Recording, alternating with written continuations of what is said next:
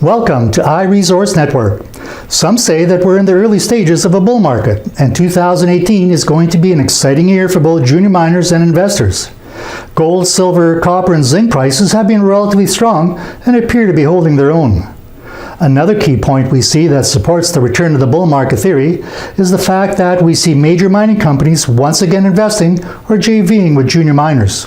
And why is this? Well, we first know that majors are no longer involved in exploration. They got rid of their non-revenue generating exploration departments and laid off hundreds of geologists in the 80s. They now rely on juniors to do the risk-taking in raising and spending investors' money in search of the next big discovery. But in the last 10 to 15 years, majors have been relatively quiet as to making major investments or takeover of juniors.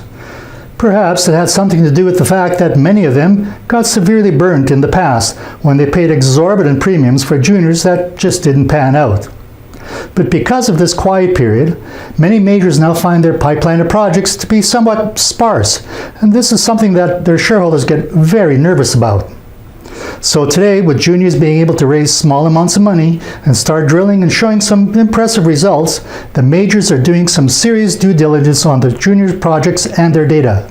And recently, we see this happening a lot, and even to the point where majors find a project so good, they completely take over the junior, as was the case in the recent takeover of Camanag Gold Corporation by Goldcorp in the Yukon for $520 million.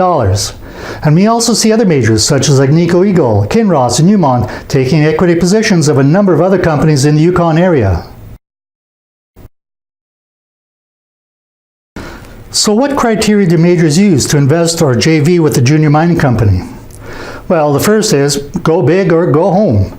And by that I mean they're not interested in small or potentially small deposits. They prefer deposits or potential deposits with a long mine life, perhaps at a minimum of 20-year mine life, which will provide their shareholders with a long-term return on their investments. And how do they determine if a project may have a long mine life? Does the project have a large mineralized system? In other words, is it a large hydrothermal or epithermal mineralized system? Hydrothermal is where massive amounts of extremely hot water transport native metals such as gold, silver, and copper from the depths of the earth to relatively close to surface. Hydrothermal deposits formed at shallow depths are commonly referred to as epithermal. Epithermal veins tend not to have great vertical continuity, but many are exceedingly rich and deserving of the term bonanza. Many of the famous silver and gold deposits of western United States, such as Comstock in Nevada and Cripple Creek in Colorado, are epithermal bonanzas. Probably the most distinctive hydrothermal deposit is a class known as porphyry deposits, meaning the rock is a mixture of coarse and fine mineral grains. Gold-rich porphyry deposits contain disseminated mineralization, meaning that a large volume of the shattered rock contains a ramifying network of tiny quartz veins, spaced only a few centimeters apart, which contain grains of ore. The shattered rock serves as a permeable medium for the circulation of a hydrothermal solution, and the volume of the rock that is altered and mineralized by the solution can be huge.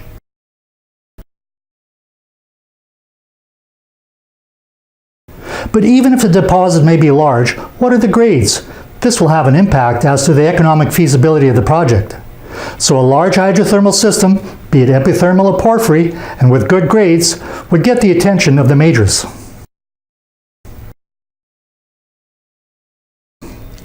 Another factor to determine the size is whether there is continuity of mineralization. If the mineralization is spotty, then they may be difficult to mine and be less economical.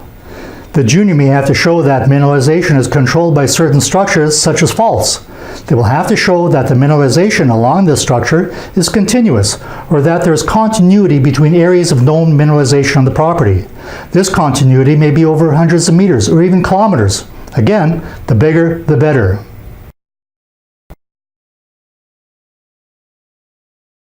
Another factor that considers the size is the property itself. Is it large enough so that there is still room for further exploration and more opportunities for further discoveries?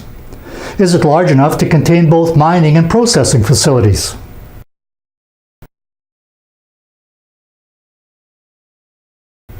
Good infrastructure. Are there highways and a good road system to transport material both in and out of the property, or does everything have to be flown in at great expense? Is there power readily available or nearby? How far away is the power lines, and what will the cost be to bring power to the property? So these are just a few of the primary factors that a junior must prove to a miner that they may be just onto something big. In the next episode, we'll take a look at some of the juniors that majors have recently invested in and see what it was that the majors saw and convinced them to invest. I'm George Sokochoff with iResource Network.